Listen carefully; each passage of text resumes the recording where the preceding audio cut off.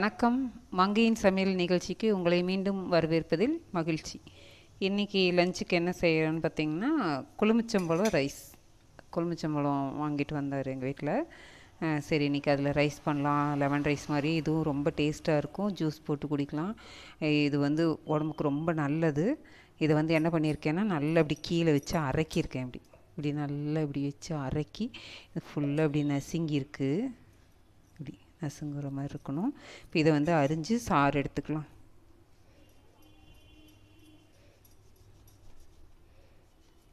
அரிஞ்சதுமே சாறு எப்படி வருதுன்னு.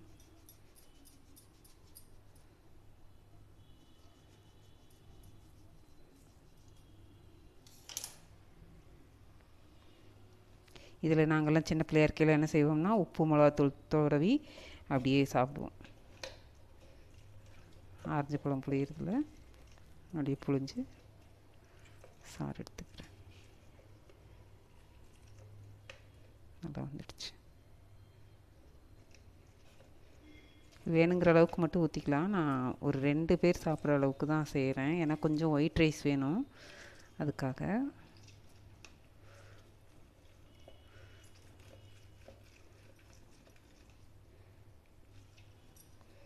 ஊற்றிட்டேன். இது நல்லா சாறு இதில் வடிஞ்சிட்ருக்கட்டும். இதுக்கு என்னென்ன வேணுங்கிறத பார்த்துடலாம். கடுகு உளுத்தம்பருப்பு தாளிக்கிறதுக்கு கடலப்பருப்பு உளுத்தம்பருப்பு எடுத்து வச்சுருக்கேன். கடுகு எடுத்துக்கிறேன். அப்புறம் வரமிளகா, கொஞ்சம் கருவேப்பிலை, ஒரு 6-7 பல் பூண்டு உளித்து அப்படி ஸ்லைஸாக நறுக்கி வச்சுருக்கேன். அப்புறம் ஒரு 10 சாம்பார் வெங்காயம், அதை வந்து இப்படி ஸ்லைஸாக வெட்டி வச்சுருக்கேன் குறுக்கு வாக்கில். இது நல்லா அப்படி உதிர்ந்து வணக்கும்போது உதிர்ந்து வளையமாக ஆகிடும். அது நல்லாயிருக்கும், ரொம்ப டேஸ்ட்டாக இருக்கும். யூஸ்வலாக வந்து யாரும் லெமன் ரைஸ்க்கு கொழுமிச்சம்பழம் ரைஸ்க்கெல்லாம் வந்து வெங்காயம் போடுறதில்ல. ஆனால் எனக்கு ரொம்ப பிடிக்கும், ரொம்ப நல்லாயிருக்கும், டேஸ்ட்டாக இருக்கும். இப்படி ரோஸ் கலரில் இருக்கிற வெங்காயம் இந்த சாறு பட்டதையும் அப்படியே ரெட் கலரில் மாறிடும். ரொம்ப நல்லாயிருக்கும், டேஸ்ட்டாக இருந்துச்சு. ஆனால் இது வந்து உடனே சாப்பிட்றணும், மதியானத்துக்கே சாப்பிட்றணும். இல்லை ஒரு நேரம் வச்சுருக்கோம், வெளியில் எடுத்துகிட்டு போகிறோம் அப்படின்னாக்கா வெங்காயத்தை தவிர்த்துடலாம், நல்லாயிருக்கும். ஊற்றி கிளறதுக்கு நல்லெண்ணெய், தாளிக்கிறதுக்கு கடலெண்ணெய் எடுத்திருக்கேன். யூஸ்வலாக வந்து ரீஃபைண்ட் ஆயில் ஒரு ஸ்பூன் ஊற்றி தாளித்து கொட்டிக்கிட்டு நல்லெண்ணெய் ஊற்றி கிளறிக்கலாம். நாங்கள் ரீஃபைண்ட் ஆயில் யூஸ் பண்ணுறதில்ல, அதனால் கடலெண்ணெயே ஒரு ஸ்பூன் அளவுக்கு ஊற்றிக்கிறேன். இருக்கேன் அடுப்பில், அது காயிட்டும். தாளிக்கிறதுக்கு மட்டும்தான் எண்ணெய் ஊற்ற போகிறேன். ஒரு 2 ஸ்பூன் மட்டும் எண்ணெய் ஊற்றிக்கிறேன். ஏன்னா கொஞ்சமாக தாளிக்கிறதுக்கு மட்டும்தான், இல்லைன்னா கடலை எண்ணெய் ஃப்ளேவர் தெரியும், அதுக்காக. நான் எப்போவுமே தனி கடுகு தான் வச்சுருப்பேன். நான் தனி கடுகு போட்டுக்கிறேன், கொஞ்சமாக போட்டுக்கிறேன். இல்லைன்னா ரொம்ப போட்டோம்னா கடுகு தான் மேஜராக தெரியும், அதுக்காக. அதுக்கு முன்னாடி கடலப்பருப்பு உளுத்தம்பருப்பை போட்டலாம். எடுத்து வச்சு அந்த கடலப்பருப்பு உளுத்தம்பருப்பை அதில் போட்டேன்.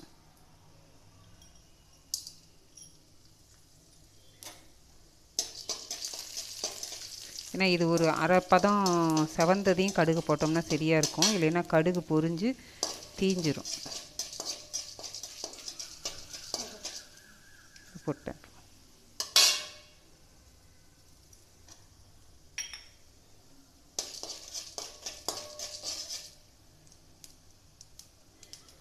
கடுகு பொரியுது பாருங்கள், கரெக்டாக இருக்குது, சிவப்பு கலர் ஆயிடுச்சு. கடலப்பருப்பு உளுத்தம்பருப்பு, கருவேப்பிலை போட்டேன், வரமிளகா போட்டேன், பூண்டு போட்டுறேன்.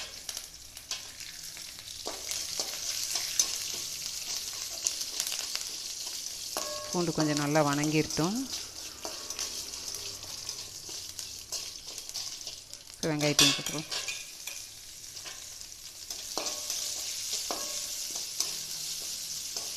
இது கொஞ்சமாக அளவாக மஞ்சத்தூள் போட்டுடலாம், எண்ணெயிலே போட்டுடலாம். அப்போ தான் வந்து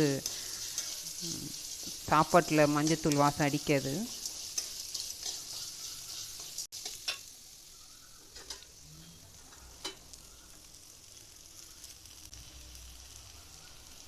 இது கொஞ்சம் லைட்டாக இருந்தால் தான் நல்லாயிருக்கும். மஞ்சள் வந்து அதிகம் போடாமல் வெளிர் கலரில் இருந்தால் தான் நல்லாயிருக்கும்.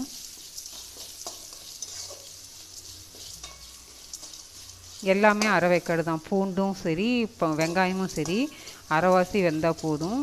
அந்த கொஞ்சம் பச்சை அந்த காட்டு இல்லாமல் இருந்தால் போதும். நல்லா வணக்கிட்டேன். இந்த வெங்காயத்துக்கு மட்டும் லைட்டாக உப்பு போட்டுக்கலாம். மறுபடியும் உப்பு ஏறிடும் தான், இந்த ஒரு பிஞ்ச் அளவுக்கு உப்பு போட்டுக்கிறேன்.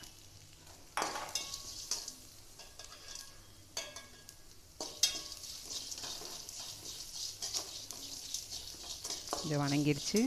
இப்போ வந்து நம்ம இந்த சாறை ஊற்றிக்கலாம். சாறு எடுத்து வச்சுருக்கேன், இதை கப்பில் ஊற்றிடுறேன். இவ்வளோ சாறு இருக்குது. நான் இதில் வந்து ஒரு 3/4 அளவுக்கு ஊற்றிக்கிறேன். அதுக்கப்புறம் தேவைப்பட்டதுன்னா வேணால் இப்போ வந்து அடுப்பை ஆஃப் பண்ணிட்டேன். இப்போ இதை வந்து 3/4 ஊற்றிக்கிறேன். ஏன்னா இது வந்து கொதிக்கக்கூடாது, கொதிச்சதுன்னா கசப்பேரிக்கும். ஆனால் அந்த பச்சை இது போகிறதுக்காக அந்த சூடான வடச்சட்டியிலேயே ஊற்றும்போது இதாகிடும். இதை இப்போ கிளறிடலாம், சாப்பாடு கிளறிடலாம் போட்டு. ஒயிட் ரைஸ் பாருங்கள், இவ்வளோ தான் இருக்குது. 2 ஆளுக்கு தான் ஆகும். அதனால தான் நான் வந்து கொஞ்சமாக ஊற்றிருக்கேன். இதை கொட்டிடுறேன். இதில் சுட சுட இருக்குது சாப்பாடு.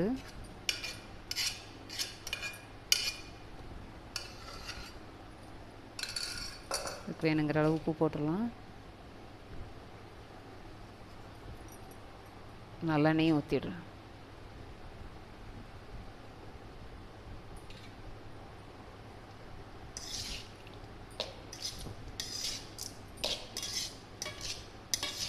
அந்த கொழுமிச்சம்பழ சாறு பட்டதையுமே அந்த கடலப்பருப்பு உளுத்தம் பருப்பெல்லாம் கலர் பாருங்கள் எப்படி இருக்குன்னு. சாப்பாடு ஊற ஊற வந்து அந்த ஆனியனும் கலர் மாறிக்கும். இதே பாருங்கள், இப்போயே உங்கள்கிட்ட காமிக்கும். இதை எப்படி ரெட் கலர் ஆகிடுச்சு பாருங்க. கலர்ஃபுல்லாக இருக்கும் சாப்பாடு பார்க்குறதுக்கே.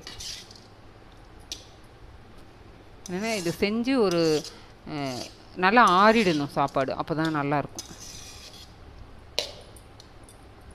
கிளறிட்டேன். புளி பார்த்துடுறேன்.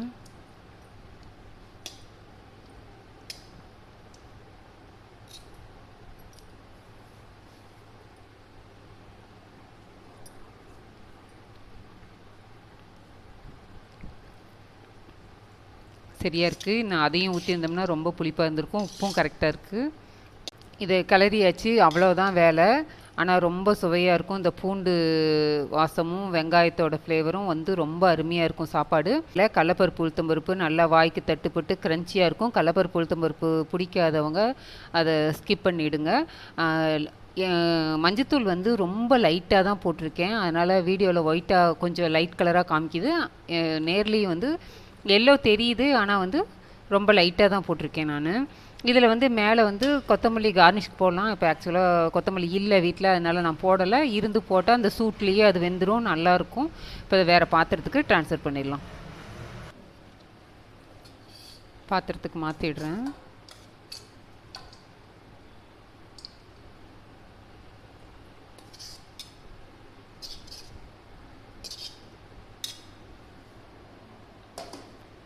கட்டு சோத்தை பொறுத்த வரைக்கும் கலவை சாதம் அப்படின்னாவே வந்து அது நல்லா ஊறணுங்கிறதுக்காக இதை நல்லா இப்படி அமுத்தி வச்சிடணும் சாப்பாட்டை. புளி சாதம் கலர்னாலும் சரி, லெமன் ரைஸ் கலர்னாலும் சரி, கொழும்புச்சம்பழ சாதம்னாலும் சரி, எந்த சாதம்னாலுமே இப்படி கிளறி முடித்ததையும் அது நல்லா இப்படி அமுத்தி விட்டுறணும். இது பார்த்திங்கன்னா நல்லா அந்த சாறு சாப்பாட்டில் நல்லா அப்சர்வ் ஆகி நல்லா இருக்கும். நம்ம சாப்பிடும்போது இன்னொரு 1/2 hour கழித்து இது சாப்பிட்டோம்னா ரொம்ப நல்லாயிருக்கும் சாப்பாடு.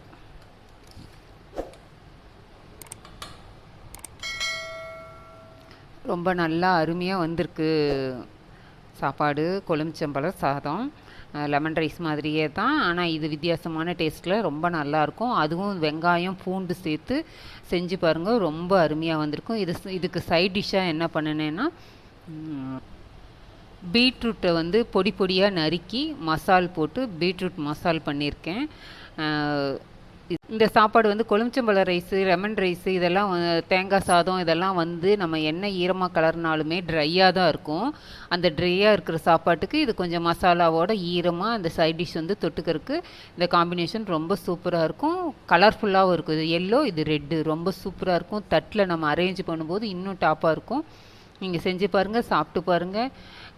பிடிச்சிருந்தால் லைக் பண்ணுங்கள், கமெண்ட் பண்ணுங்கள், ஷேர் பண்ணுங்கள். மங்கையின் சமையல் சேனலை சப்ஸ்கிரைப் பண்ணிக்கோங்க. பெல் பட்டனையும் ஆல் பட்டனையும் கிளிக் பண்ணிக்கோங்க. இது மாதிரி வீடியோஸ் நிறைய அப்லோட் பண்ணியிருக்கேன், பாருங்கள், சப்போர்ட் பண்ணுங்கள். இது மாதிரியான இன்னொரு பதிவில் உங்களை மீண்டும் சந்திக்கிறேன். நன்றி, வணக்கம்.